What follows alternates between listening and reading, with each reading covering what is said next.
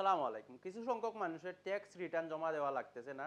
এটা কিভাবে সম্ভব? কোন কোন ক্যাটাগরির ট্যাক্স রিটার্ন জমা দেওয়া লাগতেছে না? এগুলা নিয়ে আজকের এই ভিডিওতে আলোচনা করব। সঙ্গেই থাকুন, কন্টিনিউ করতে যাচ্ছি ভিডিওটা। তো ভিডিও শুরু করার আগে আপনাদের একটা রিকোয়েস্ট করে নেই। আমার এই চ্যানেলে কিন্তু নিয়মিত ভিডিও আপলোড করা হয়।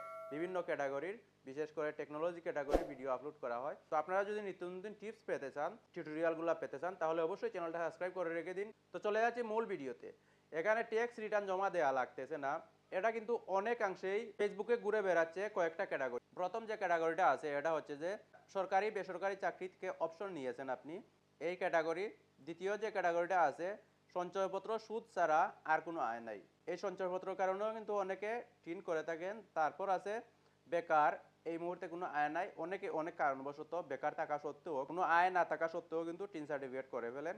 তারপর 4 নম্বরে আছে পেনশন, মুক্তিযোদ্ধা ভাতা ছাড়া আর কোনো আয় নাই, এরকম মানুষও কিন্তু টিন সার্টিফিকেট করে ফেলেন। গৃহিণী, আয়ের উৎস নাই, স্বামী বাবার টাকা দিয়ে শুধু কয়েক লাখ টাকার এফডিআর এফডিএস আছে, এই যে ক্যাটাগরিটা, এই ক্যাটাগরি নিয়েও কথা বলবো। তারপর শিক্ষার্থী, টিউশনি থেকে সামান্য আয় আছে।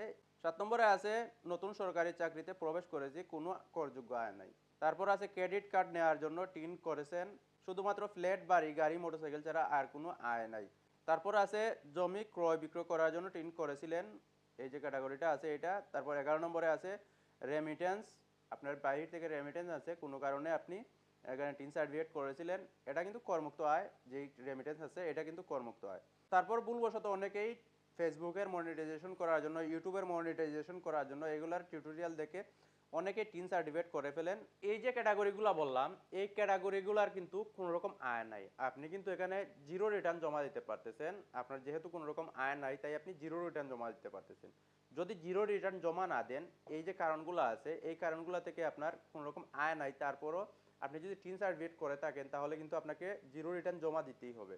রিটার্ন কিন্তু আপনাকে জমা দিতেই হবে, না হলে এক এক করে 3টা রিটার্ন যদি চলে যায়, আপনি জমা না দেন, তাহলে কিন্তু আপনার বিরুদ্ধে মামলা হতে পারে।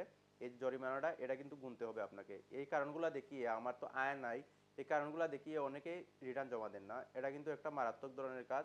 আপনার বিরুদ্ধে কিন্তু মামলা হয়ে যাবে সরকার থেকে, আপনার বিরুদ্ধে নোটিশ আসবে, ওটার জবাব দিতে হবে এবং যে পরিমাণ টাকাগুলো ওইগুলো আপনাকে অবশ্যই পরিশোধ করতে হবে। তো আপনি ইউটিউবে অনেক টিউটোরিয়াল আছে, ওইগুলো দেখে আপনি এই যে জিরো রিটার্নটা আছে এটা জমা দিয়ে দিতে পারেন খুবই সহজে।